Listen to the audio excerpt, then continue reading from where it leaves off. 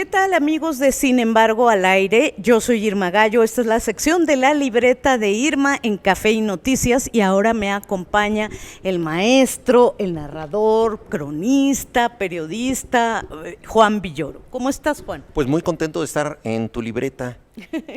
Yo más todavía porque vamos a hablar de La figura del mundo, un libro, Juan, que tú has dedicado a tu padre. ¿Podríamos decir que es a desentrañar a tu padre de alguna manera? Mira, es una historia personal, entonces sí hay muchas cosas que yo descubrí de mi padre, porque la literatura te permite sorprenderte respecto a cosas que creías que ya sabías. A veces pensamos que la memoria es algo que consta y que está siempre disponible para nosotros, pero no solo es así. Hay cosas que están dentro de nosotros, pero que ignoramos. Buscar la memoria también es un acto de imaginación. Tenemos que recuperar el momento que vivimos para ponernos ahí y extraer cosas. Por ejemplo, mi padre fue maestro durante el 68 en el movimiento estudiantil. La mayoría de sus amigos más cercanos fueron a dar a la cárcel de Lecumberri. Él había sido amenazado, estaba en la famosa lista negra y toda la familia temía que fuera a dar a la cárcel. Pero poco después de la matanza de Tlatelolco vinieron las Olimpiadas del 68. Así es. ¿Cómo viví yo esto? Mi padre me llevó a todos los juegos porque habíamos comprado boletos y él quería estar conmigo y yo no me di cuenta que cuando lo hacía estaba arriesgando su vida. Varias veces se le acercó a alguien y le dijo: Luis, ¿qué haces aquí? Te pueden arrestar, ¿por qué no te escondes? Y él dijo: no, yo estoy con mi hijo, quiero ver este espectáculo, este deporte, etcétera. Pero yo no aquilaté el riesgo que él corría. Solo al escribir este libro, muchos años después, me di cuenta de cuál había sido esa circunstancia para él y fui descubriendo varias cosas. Esta es la primera. La segunda, que posiblemente él quería ser arrestado, porque también era un hombre que se sentía muy culpable de que sus compañeros ya estuvieran en la cárcel y que él estuviera en libertad. Entonces había un doble movimiento: estar con su hijo, arriesgarse a que lo arrestaran en mi compañía, pero al mismo tiempo también padecer una condena que era comunitaria, que era la de su gente. Estos son descubrimientos que solo te da la memoria, pero cuando la ejerces de este modo, cuando escarbas en ella para recuperar algo que está dentro de ti, pero que solo descubres cuando escribes.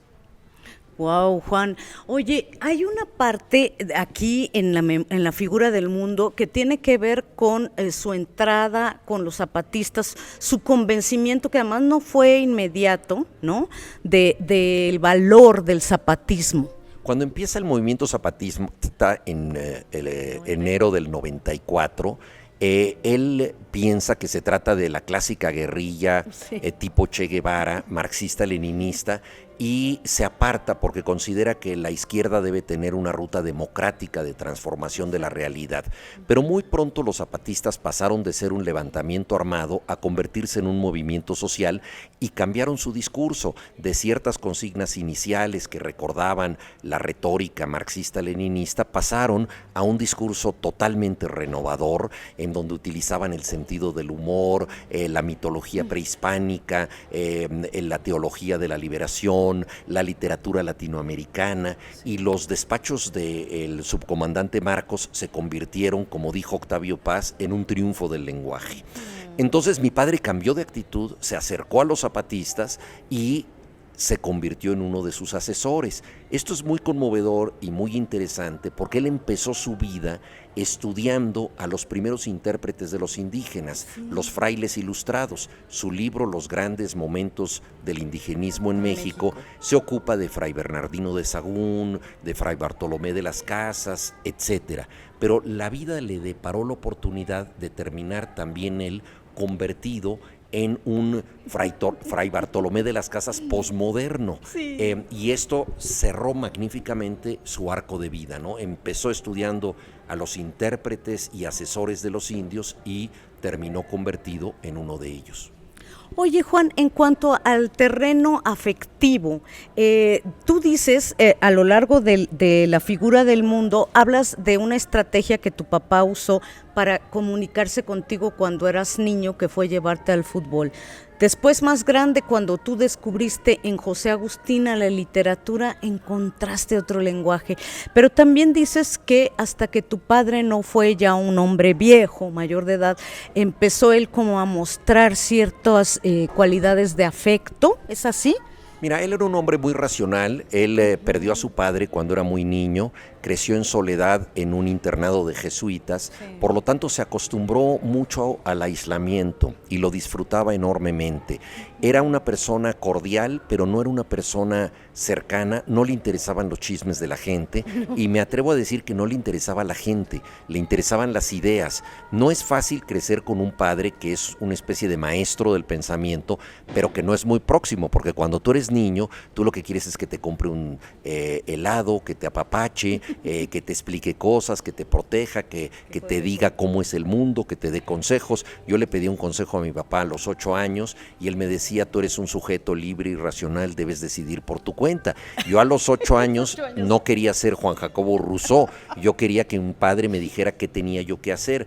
Entonces fue difícil en un principio acercarme a él porque él tenía esta distancia que no sabía cómo resolver. Con los años él se suavizó, creo que su gran momento comunitario fue el zapatismo.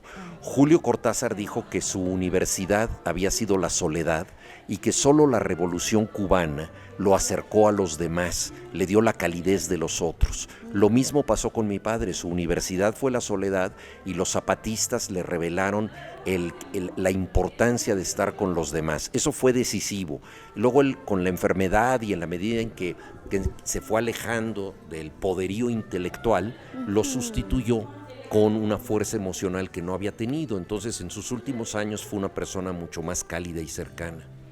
Oye, no puedo dejar de mencionar, no puedo dejar de decirles a ustedes que también hay mucho sentido del humor en la figura del mundo, y yo te quiero preguntar, porque bueno, yo soy tu lectora desde hace años, Juan, ¿este sentido del humor lo has heredado también de tu padre? No, él se reía mucho con los chistes, pero era incapaz de que se le ocurriera a uno, no, para nada. Y mis hermanos, no voy a decir cuál, tengo 3, o sea que hay 30% de probabilidades de que sea cada uno. Exactamente. Uno de ellos, cuando yo escribí una cosa sobre mi padre, sobre una taquería en la que él estuvo involucrado para apoyar a la izquierda, me dijo, no puedes hacer chistes, es demasiado irreverente y tu sentido del humor debe quedar para otras cosas. Y a mí me pareció que yo no podía dejar de ver a mi papá también con sentido del humor, porque ese es mi temperamento, esa es mi manera de ver el mundo y yo no podía rendirle ni quería un homenaje solemne. Entonces, efectivamente,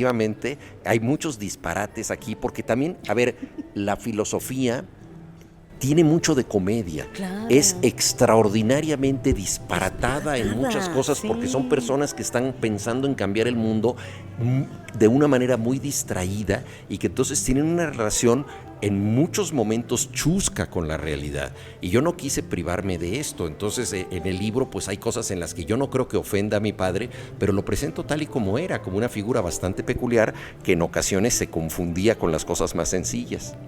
Ay, no, la verdad es que logras pintar un personaje que se nos antoja a todos conocer, bueno, que conocemos gracias a ti, más allá del filósofo que fue Luis Villoro Toranzo. Yo te agradezco muchísimo, Juan Villoro, y ya saben, La figura del mundo, el más reciente libro de Juan Villoro. Muchas gracias, Irma, como siempre. Gracias y nos vemos en la próxima. Bye.